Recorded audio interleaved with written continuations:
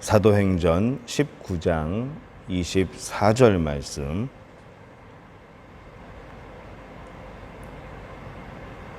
우리 한 목소리로 함께 봉독하겠습니다. 즉 데메드리오라 하는 어떤 은색장이 은으로 아데미의 신상 모형을 만들어 직공들에게 적지 않은 벌이를 하게 하더니. 아멘. 오늘 말씀은 에베소서 말씀을 함께 보시면 좋습니다. 우리 에베소서 1장을 먼저 펴놓으시고 그렇게 말씀을 듣도록 하겠습니다. 하나님의 은혜가 오늘 새벽에 예배하는 여러분 가운데 함께할 줄로 믿습니다. 말씀을 사모하고 또 하나님 앞에 늘 기도하는 마음으로 살아가는 여러분의 심령 가운데에 하나님의 놀라운 복이 임하게 될 줄로 믿습니다. 이 사도행전 19장 24절 우리가 좀 전에 읽은 말씀을 보면은 이 당시에 에베소가 어떠한 곳이었는지 나타납니다.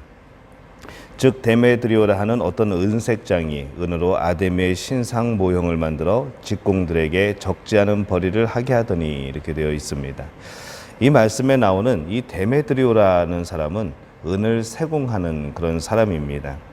그가 만든 것이 무엇인가 하면은 우상인 아데미의 신상 모형 또 신전 모형을 만들어서 팔았던 것이죠.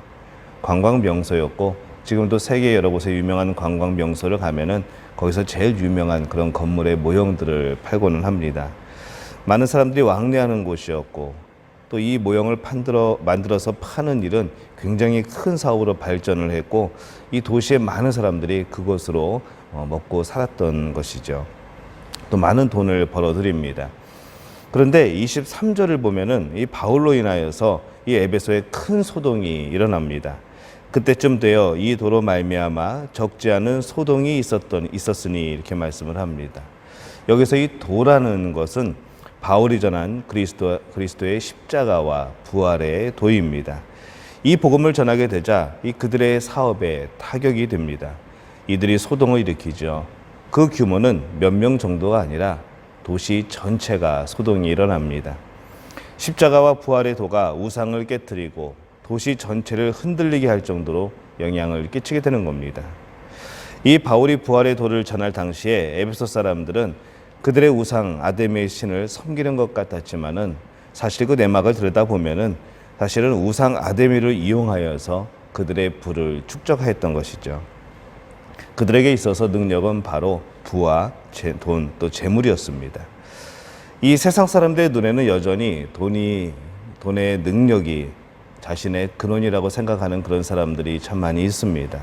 심지어는 예수님을 믿는 사람들조차도 이 돈이 능력의 근원이라고 생각하는 그런 사람들이 많은 거죠. 이곳에서 십자가의 도와 부활의 복음이 전해졌으면 미래가 현실에서 바로 지금 놀라운 역사가 펼쳐지게 됩니다. 이 바로 그리스도의 복음, 사실은 이것이 능력입니다. 에베소 사람들은 아데미 신과 그 신전이 돈벌이의 수단입니다. 그들에게 우상에 대한 신앙은 일단은 나중의 문제였고 그것을 통해서 들어오는 물질에 급급했던 것이죠. 또 그 우상을 섬기는 자체가 바로 물질 때문이었습니다. 때로는 어쩌면 우리가 기독교를 아데미 여신과 같은 그런 수준으로 만들어버린 것은 아닌가 그런 생각을 해보게 됩니다. 하나님의 마음을 전하고 복음을 전하고 이 사람의 영혼을 구하는데 도움을 줄 그런 뜻이 아니고 단지 돈 버는 수단으로 때로는 기독교를 이용한다면은 우리가 이 아데미 신전의 모형을 파는 것과 그래서 부를 이룬 사람들과 우리가 무엇이 다르겠습니까?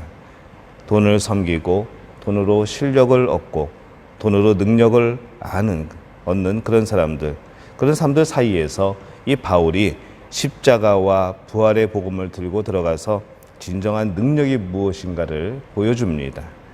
저는 여러분이 그 복음을 전하는 분들이 되시기를 예수님의 이름으로 축원합니다. 이 복음의 한 사람, 이 구원받은 한 사람은 부활의 신앙과 능력을 가진 그 한 사람은 그가 속한 사회, 또 그가 속한 교회, 또 그가 속한 직장, 가정을 변화시킵니다. 저는 여러분이 그 변화의 주인공의 시작이 되시기를 예수님의 이름으로 축원합니다. 이런 상황을 이해하고 나서 에베소서 1장을 읽어보면은 이 에베소서의 말씀이 좀 이해가 되죠. 에베소서 1장 19절 한번 찾아보겠습니다. 에베소서 1장 19절. 신약성경 에베소서 1장 19절 말씀 제가 읽어보겠습니다. 그의 힘의 위력으로 역사하심을 따라 믿는 우리에게 베푸신 능력이 지극히 크심이 어떠한 것을 너희로 알게 하시기를 구하노라. 이렇게 말씀을 합니다. 하나님께서는 지극히 큰 능력을 장래에 베푸실 것이 아니라 이미 베푸셨다. 그렇게 말씀을 합니다. 그리고 이 지극히 큰 능력을 에베소 사람들이 알게 되기를 원한다. 라고 말씀을 합니다. 그리고 1장 20절에서 그 능력이 무엇인가 하면은 그의 능력이 그리스도 안에서 역사하사 죽은 자들 가운데서 다시 살리시고 하늘에서 자기 오른편에 앉히사 이렇게 말씀을 합니다. 바로 부활의 능력을 선포하시는 거죠. 이 살리는 능력이 예수님이 재림하실 때에 무덤을 뚫고 우리를 살리실 뿐만 아니라 지금 에베소의 현실에서 그 능력이 나타나고 있다고 말씀을 합니다. 에베소서 2장 1절 말씀입니다. 그는 허물과 죄로 죽었던 너희를 살리셨도다. 이 부활의 능력은 허물과 죄에서 우리를 살립니다. 이미 살리셨습니다. 현실 세계에서 이 죄와 허물의 유혹을 이길 수 있는 능력을 이미 우리에게 주신 겁니다. 그래서 이 부활의 능력은 우리로 하여금 세상의 풍속을 쫓지 않는 그런 사람으로 만들어주는 것이죠. 에베소서 2장 2절에서 3절 말씀에 보면은 그때에 너희는 그 가운데서 행하여 이 세상 풍조를 따르고 공중권세 잡은 자를 따랐으니 곧 지금 불순종의 아들들 가운데에서 역사하는 영이라. 전에는 우리도 다 그 가운데서 우리 육체의 욕심을 따라 지내며 육체와 마음에 원하는 것을 하여 다른 이들과 같이 본질상 진노의 자녀이었더니 이렇게 말씀을 합니다. 전에는 우리가 다 세상의 그런 풍조를 쫓았습니다. 그러나 부활의 능력은 우리를 죄와 허물에서 살려서 세상 풍속을 쫓지 않는 그런 사람으로 만들어줬습니다. 세상 사람들은 다 큰 것을 좋아하고 명예를 좋아하고 또 이름을 떨치기를 좋아합니다. 내가 큰 사람으로 보이는 것을 추구를 하지만은 이 부활의 능력이 있는 그 사람은 그런 세상이 좋아하는 것들을 쫓지 않는 것이죠. 우리는 복음을 믿어야 합니다. 이 부활의 능력을 이미 우리에게 주셨음을 확실히 믿어야 합니다. 이렇게 실력 있는 복음, 또 이기는 능력, 이것을 믿어야 이 세상 풍속을 따르지 않고 바로 이 복음에 따라 살아갈 수가 있습니다. 또 쓰러지지 않게 되는 것이죠. 뿐만 아니라 육체의 욕심을 따라서 마음이 원하는 것을 거스려서 하나님이 기뻐하시는 그런 모습으로 비로소 살아갈 수가 있게 됩니다. 우리가 들을 때 참으로 마음 아픈 그런 말이 하나가 있습니다. 어떤 것인가 하면은 예수 믿어도 어쩔 수 없어라는 말입니다. 예수님을 믿는데 왜 어쩔 수 없을까라는 것이죠. 예수님을 믿는데 왜 마음은 원이로되 육신이 약하다며 죄를 또 짓게 되는가? 사실 우리가 복음의 능력은 정말 세상 그 어느 것보다도 강한 능력입니다. 이 복음의 능력을 이길 것은 아무것도 없습니다. 그리고 여러분은 그 능력을 이미 받은 분들입니다. 여러분 신앙생활을 하게 될 때에 이 물질이 온전히 신앙생활을 하는 데에 방해가 됩니까? 때로는 시간이 온전히 신앙생활을 하는 데에 방해가 됩니까? 인간관계가, 때로는 직장이, 때로는 그러한 것들이 우리의 신앙생활을 방해합니까? 그렇다면 복음의 능력을 의지하여 이기시기를 예수님의 이름으로 축원합니다. 복음은 여러분을 하나님에게서 멀어지게 하는 모든 것들을 이기는 무기가 되어줍니다. 이미 여러분은 그 무기를 소유하고 사시는 분들입니다. 복음을 소유한 사람이 복음이 없는 사람처럼 그렇게 살아가서는 안 되는 것이겠죠. 성령을 이미 모시고 사는 사람들이 마치 내 안에 성령이 안 계신 것처럼, 내 안에 예수 그리스도가 안 계신 것처럼 그렇게 살아서는 안 될 겁니다. 여러분이 바로 이 복음의 능력을 가진 그런 사람이 되시기를 예수님의 이름으로 축원합니다. 에베소서 6장 11절에서 17절 말씀입니다.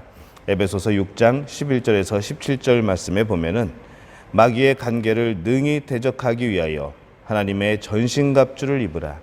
우리의 씨름은 혈과 육을 상대하는 것이 아니요 통치자들과 권세들과 이 어두움의 세상 주관자들과 하늘에 있는 악의 영들을 상대함이라.